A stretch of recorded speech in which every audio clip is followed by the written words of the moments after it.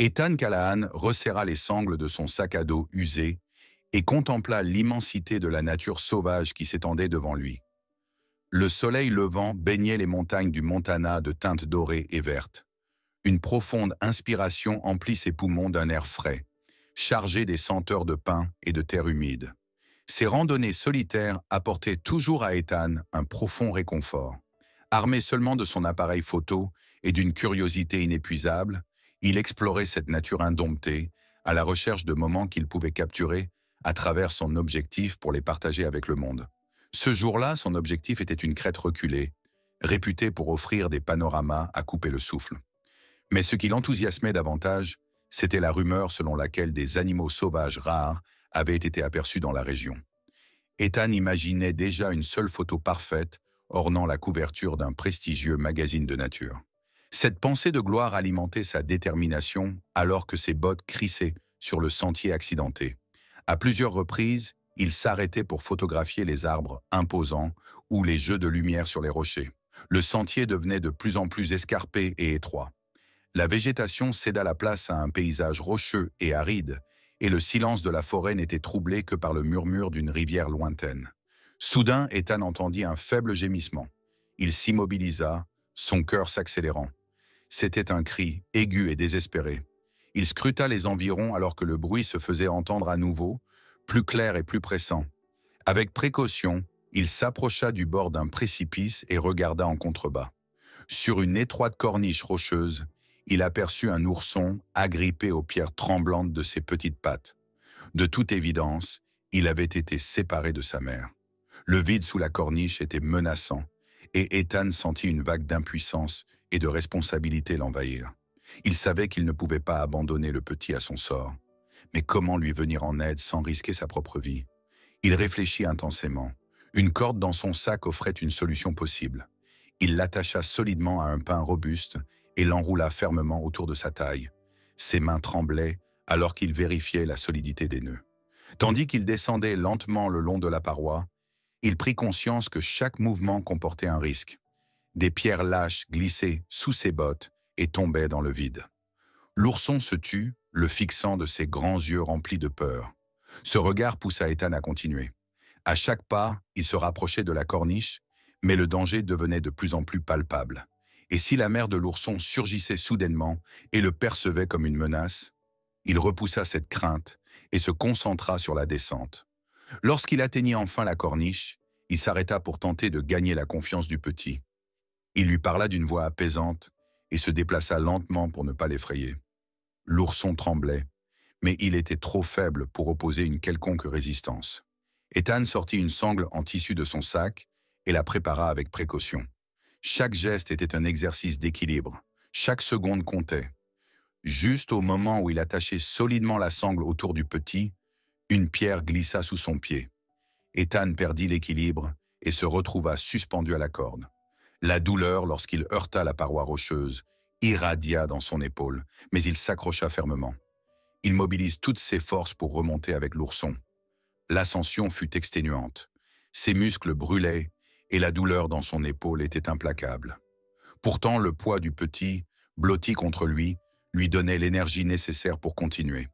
Enfin, il atteignit le bord et se hissa sur la terre ferme. Il détacha la sangle et l'ourson chancela avant de s'asseoir sur le sol mou.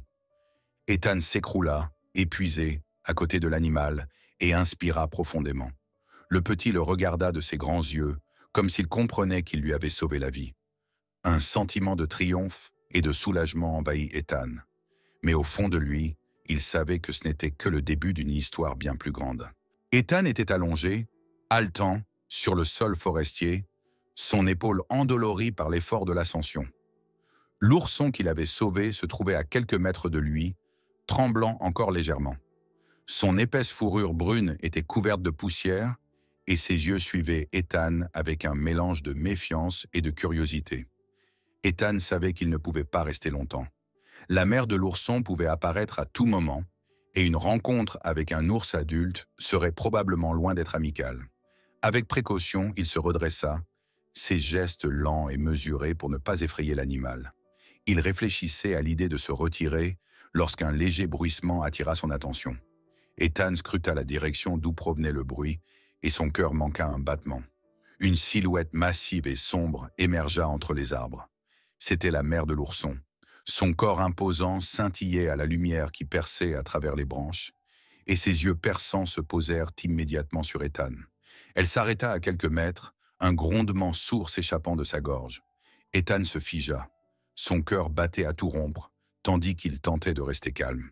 Il leva lentement les mains pour montrer qu'il n'était pas une menace. La femelle semblait comprendre que son petit était indemne, car elle s'avança prudemment, sans quitter Ethan des yeux. L'ourson émit un faible gémissement et s'avança d'un pas chancelant vers sa mère. L'ours baissa sa tête massive et renifla doucement son petit, tout en continuant à fixer Ethan. Pendant un instant chargé de tension, Ethan resta immobile, incapable de bouger ou même de respirer. Puis un événement inattendu se produisit. La femelle, au lieu d'attaquer ou de montrer un comportement menaçant, jeta à Ethan un regard qui ressemblait presque à une forme de reconnaissance. Elle saisit son petit délicatement entre ses pattes et se retira lentement dans la forêt. Ethan les observa jusqu'à ce qu'elles disparaissent entre les arbres. Ce n'est qu'une fois que le silence du bois revint qu'il osa se détendre. Ses jambes tremblaient lorsqu'il s'assit sur un tronc d'arbre voisin. La rencontre l'avait profondément marqué, et bien qu'elle n'ait duré que quelques minutes, elle laissait une impression durable. Le soleil était maintenant haut dans le ciel, et Ethan savait qu'il devait entamer le chemin du retour. Son appareil photo était resté en sécurité dans son sac à dos tout ce temps, mais à cet instant, il regretta de ne pas avoir capturé l'interaction avec la femelle. Pourtant, peut-être valait-il mieux ainsi. Certains moments, pensa-t-il, méritaient d'être simplement gravés dans la mémoire, sans passer par le filtre d'un objectif. Sur le chemin du retour, Ethan réfléchit à la fine frontière entre l'homme et la nature sauvage. L'idée que l'ours l'avait reconnu et ne l'avait pas perçu comme une menace le fascinait.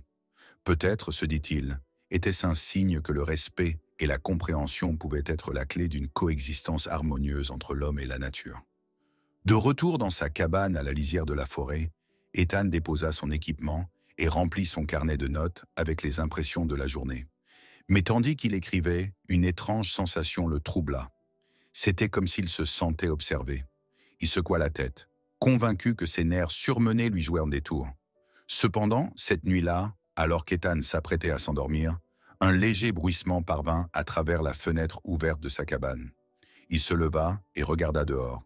Au clair de lune, il distingua la silhouette d'un grand animal qui se tenait à la lisière de la forêt. C'était l'ours.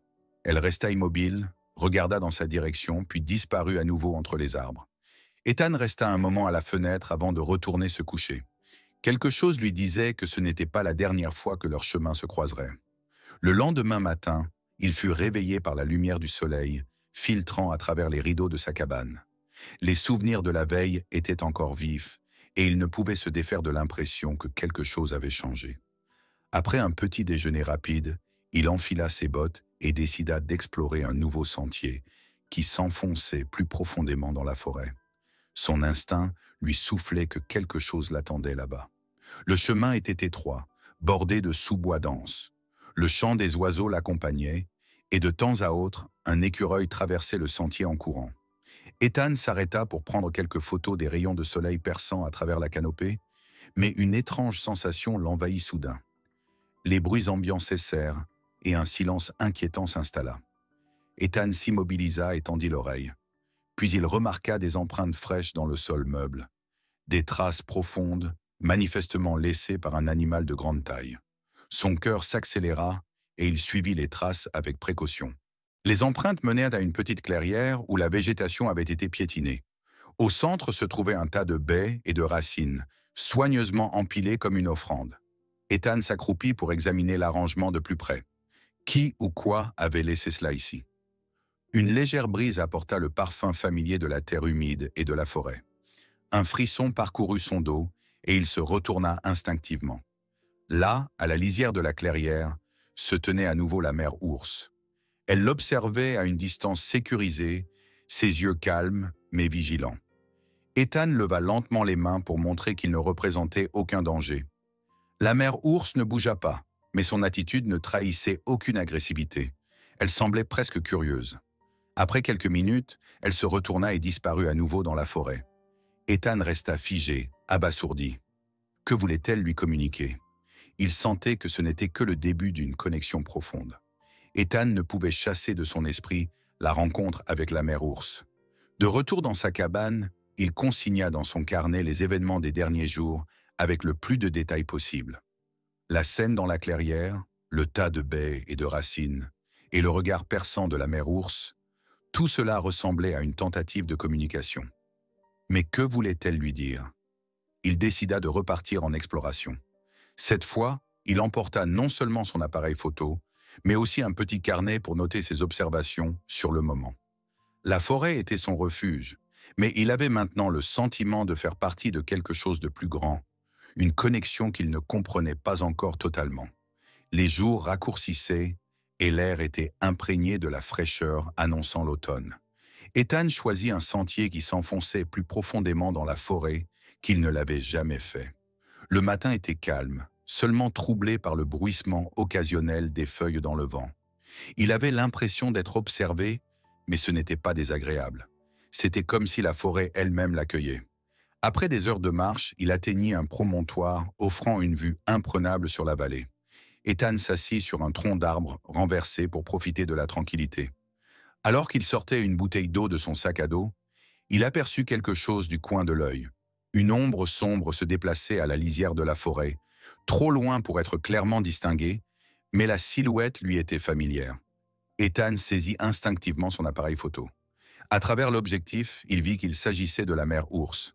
Elle restait immobile, son corps à moitié dissimulé par les arbres. Son petit n'était nulle part en vue. Ethan abaissa l'appareil et la regarda à l'œil nu. Il ne voulait pas altérer ce moment par l'intermédiaire de la lentille. La mère ours semblait elle aussi l'observer, son attitude calme mais attentive. Les minutes passèrent, puis elle disparut à nouveau dans le sous-bois. Ethan resta assis un moment avant de reprendre sa route. Le reste de la journée fut sans incident, mais lorsqu'il rentra à sa cabane, il découvrit une autre surprise. Devant sa porte, il trouva un petit tas de baies, fraîchement cueillies et soigneusement empilées. Il fixa cette offrande, se demandant si elle venait vraiment de la mère ours. Mais qui ou quoi d'autre aurait pu laisser cela? Le lendemain matin, on frappa à sa porte. C'était Maeve Sinclair, une historienne de la ville voisine et une vieille connaissance d'Ethan. Il l'avait contactée quelques jours plus tôt pour en savoir plus sur les mythes et les récits de la région. Maeve était connue pour sa connaissance approfondie du folklore forestier. « Tu as toujours l'air si mystérieux au téléphone, Ethan », dit-elle avec un sourire en posant son sac. « Qu'as-tu découvert ?» Ethan lui raconta ses rencontres avec la mère ours, l'état de baies, et cette sensation qu'elle essayait de communiquer quelque chose. Maeve l'écouta attentivement, ses yeux pétillants d'intérêt. « Il y a des légendes sur les ours protecteurs, » commença-t-elle après qu'Ethan eut terminé. « De vieilles histoires racontent des ours qui auraient un lien avec les esprits de la forêt. Ces ours seraient censés protéger ceux qui respectent la forêt et l'aident. » Ethan hocha lentement la tête. L'idée le fascinait, bien qu'il ne soit pas sûr de croire à de telles histoires. « Et si ce n'était pas qu'une légende ?» demanda-t-il. Maeve haussa les épaules. « Alors peut-être fais-tu partie de quelque chose d'extraordinaire, Ethan. » Dans les jours qui suivirent, Ethan continua d'explorer la forêt. Il trouva davantage de traces laissées par la mère ours, des griffures sur des arbres, de l'herbe écrasée à des endroits où elle s'était visiblement reposée. Mais ce n'étaient pas seulement ces signes qui le surprenaient. Il découvrait sans cesse des tas de baies et de racines disposées sur son chemin. C'était comme si elle voulait lui transmettre un message. Un soir, alors qu'Ethan était assis sur sa véranda à contempler la forêt, il se souvint d'une des histoires que Maeve lui avait racontées. Elle parlait d'un homme qui avait sauvé la vie d'un ours et qui avait été béni par les esprits de la forêt en retour. Cette pensée ne le quittait plus. Était-il possible que sa rencontre avec l'ourson ait eu un impact plus grand qu'il ne l'imaginait? Soudain, un grognement profond attira son attention. Il venait de l'obscurité à la lisière de la forêt. Ethan se leva lentement et attrapa sa lampe torche. Le faisceau de lumière balaya les arbres, mais il ne distingua rien. Seul le silence restait, lourd et oppressant. Ethan savait que la nature sauvage était pleine de mystères, mais désormais il avait le sentiment de faire partie d'un secret qui attendait d'être découvert. Le matin était calme, mais dans l'esprit d'Ethan, Une tempête faisait rage. Les événements des derniers jours l'avaient laissé avec des questions sans réponse. Les rencontres avec la mère ours, les cadeaux apparemment intentionnels de Bay et de Racine, et les histoires que Mav lui avait racontées, tout cela ressemblait à des pièces d'un puzzle plus vaste. Ce jour-là, Ethan décida de s'aventurer plus profondément dans la forêt qu'il ne l'avait jamais fait. Armé de son appareil photo, d'un carnet et de provisions, il se mit en route. Mav lui avait parlé d'une ancienne grotte, supposément remplie de symboles et de dessins liés aux légendes des ours protecteurs. Ethan était déterminé à la trouver. Le sentier était ardu, envahi par une végétation dense. L'air était lourd et humide, et le chant des oiseaux se faisait de plus en plus rare à mesure qu'il avançait. Après des heures de marche, il découvrit enfin une entrée étroite, à moitié dissimulée par de la mousse et des fougères. Son excitation grandit à mesure qu'il s'approchait de la grotte. Une brise fraîche en sortait, portant avec elle une odeur terreuse. Ethan hésita un instant avant d'entrer. Sa lampe torche éclaira les parois humides, bientôt recouvertes de marques et de dessins étranges. Les symboles étaient simples mais puissants. Des animaux, des arbres, et ce qui ressemblait à des figures humaines. Cependant, une image en particulier attira son attention. Elle représentait un grand ours debout à côté d'un homme. Leurs figures étaient entremêlées, comme s'ils ne formaient qu'un. Ethan photographia les dessins sous différents angles, prenant le temps d'observer chaque détail.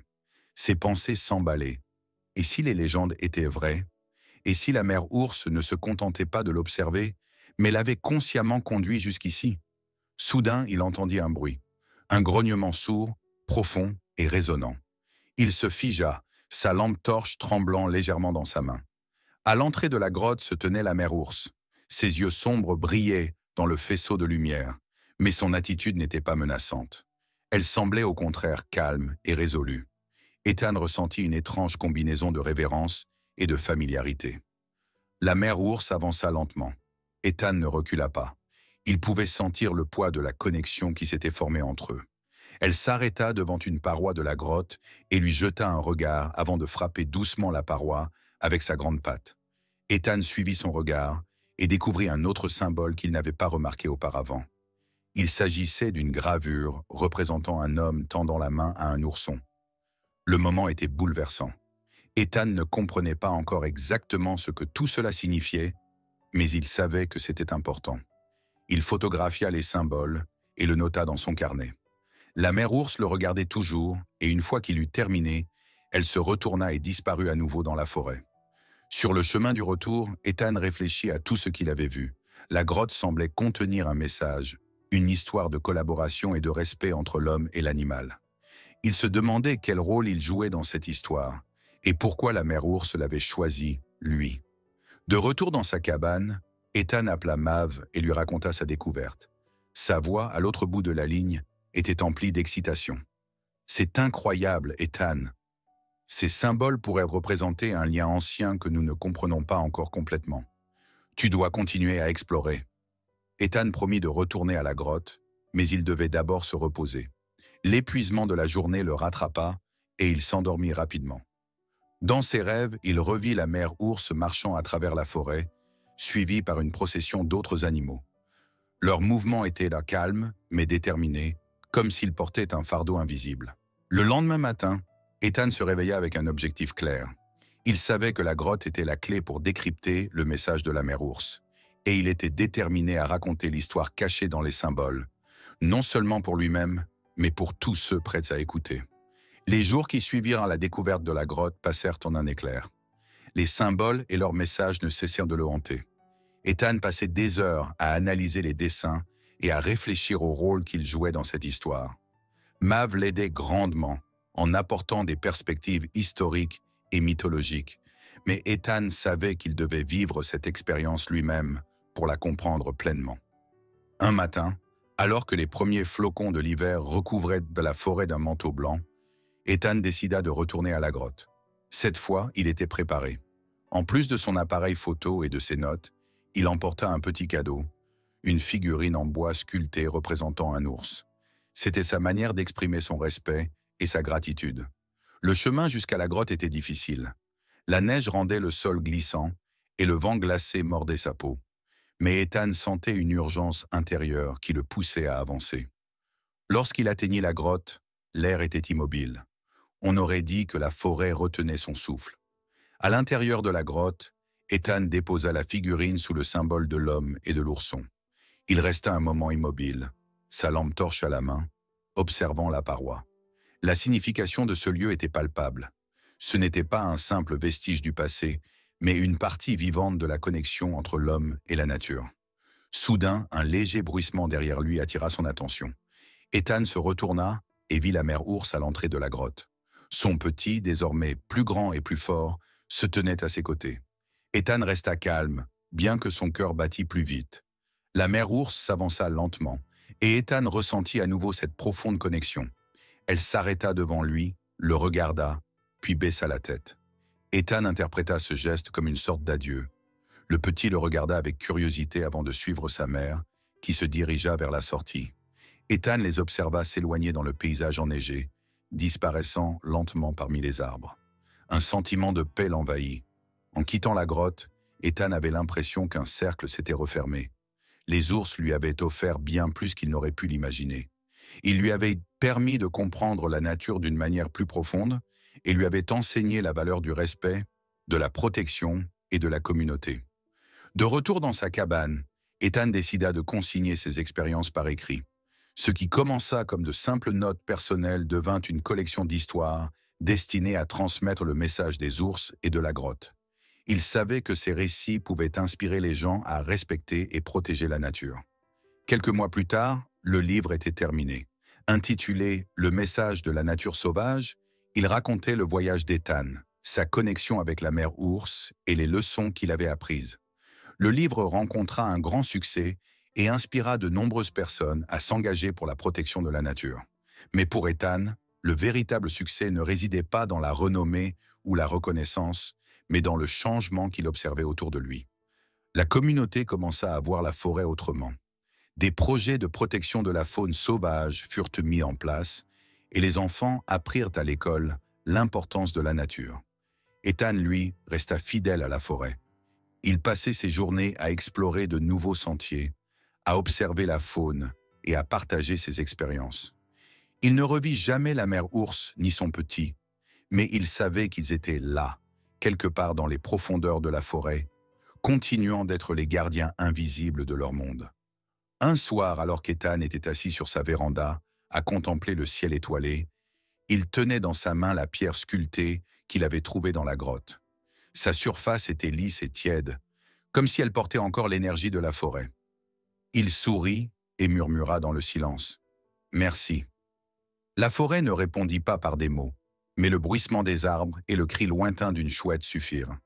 Ethan savait que la connexion entre l'homme et la nature perdurait, un héritage silencieux qui se transmettrait de génération en génération.